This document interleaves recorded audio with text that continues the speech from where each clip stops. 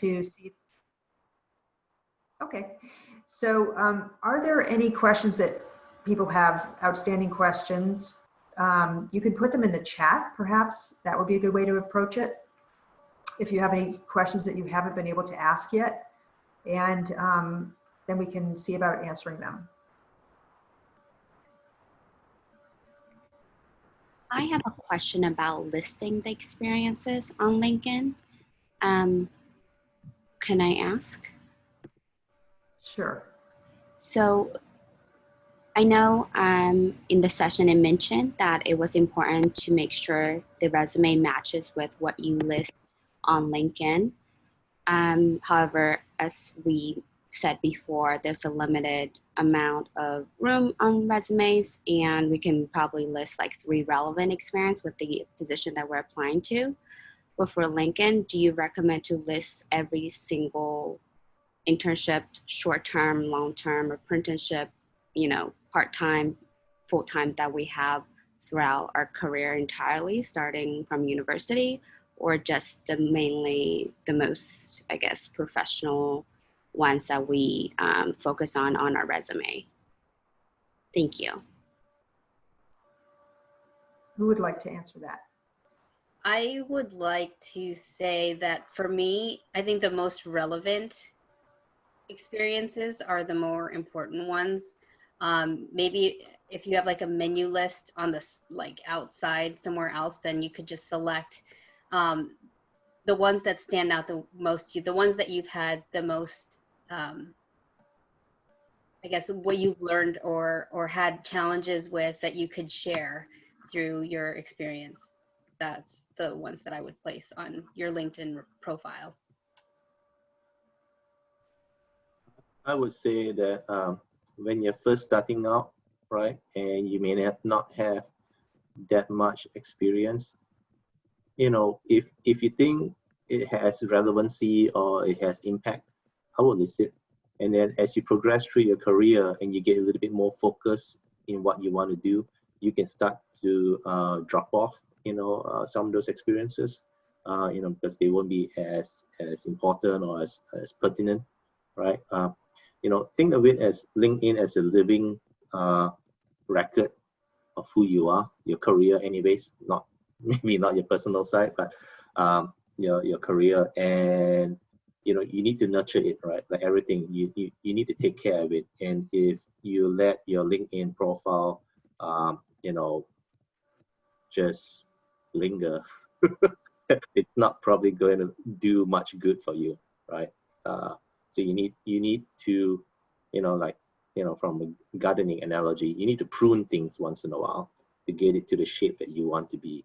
And so, you know, as you progress through your career, you're going to probably have a focus or a desire to move your career in a certain way. That's what you're LinkedIn for.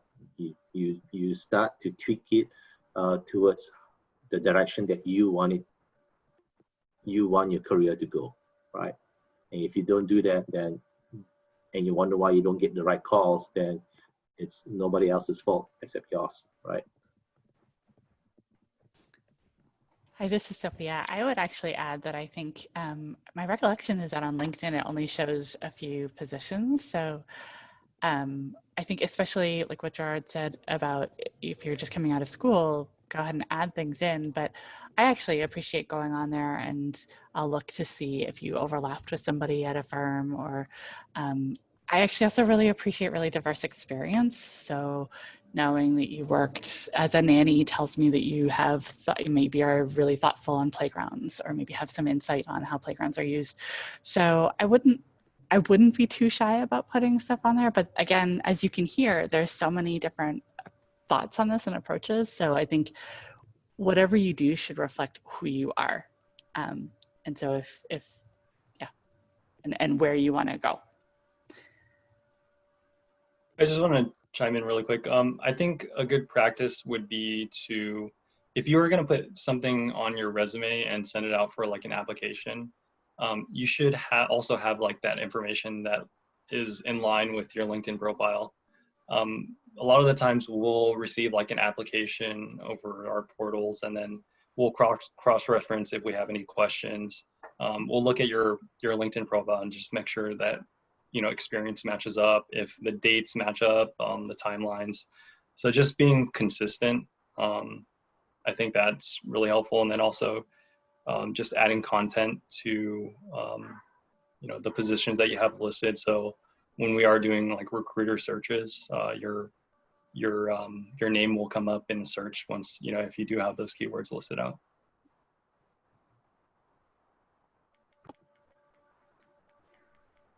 And remember that LinkedIn is it's a networking tool, right?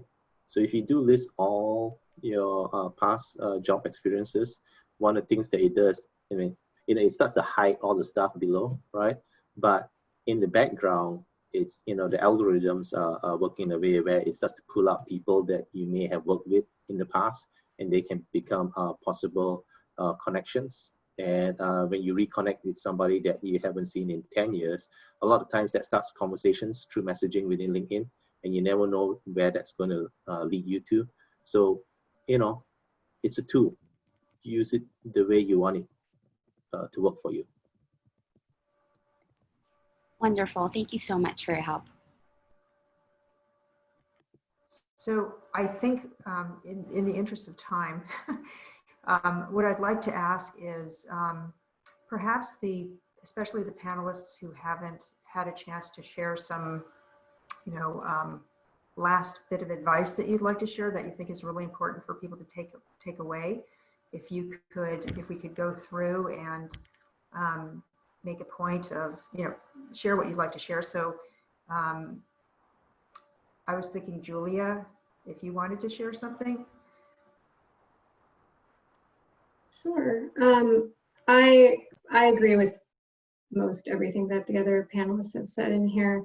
I think that for my firm, I guess I don't want to, the resume is important. I just don't want to downplay the importance of the cover letter in our review. And I said this to our group also. I see the resume as being sort of my introduction to you, and I look at it. I look over it first, but I won't sort of reject an applicant until I look at their other materials, and particularly their cover letter, because that's what really tells me about you and what you are interested in, and what your principles are, and if they kind of align with our firm. So anyway, I just want to make that point about how important the cover letter is. Yeah, this wasn't focused on cover letters, but yes. And that's something I can help you all with as well. So thank you for that, Julia. Who else who hasn't shared much would like to share something, or something that maybe you haven't made this point yet to your group or in general?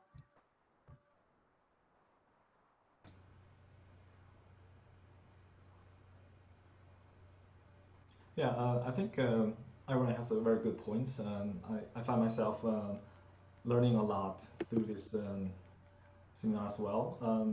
I think one thing worth to mention is that just try to keep your resume as simple, as clean as possible.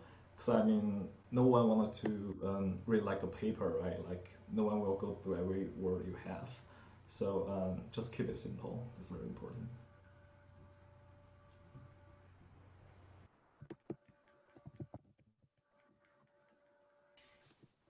That might have summed up the whole seminar. We could have just saved some time.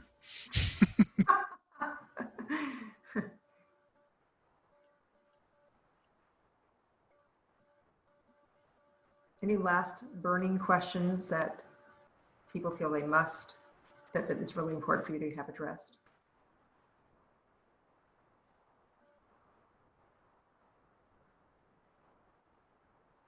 Well, let me thank you all, you panelists, you alumni, plus one who isn't an alum but is equally welcome. Thank you so much for sharing your knowledge and experience and insights and perspectives. It really, I really appreciate this, especially this being my first Zoom program. And I want to thank my colleague Heidi as well, with whom I could not have done this. But thank you. And if you have any materials that you would like to share or your major points, please feel free to please send them to me, and then I can share them with a larger group as well. And I would welcome feedback from you as well about the event. So I guess that's it. I guess we're going to be closing shop now. And thank you all so much again for taking the time on a Tuesday evening. And I look forward to seeing you again soon. Happy to be here.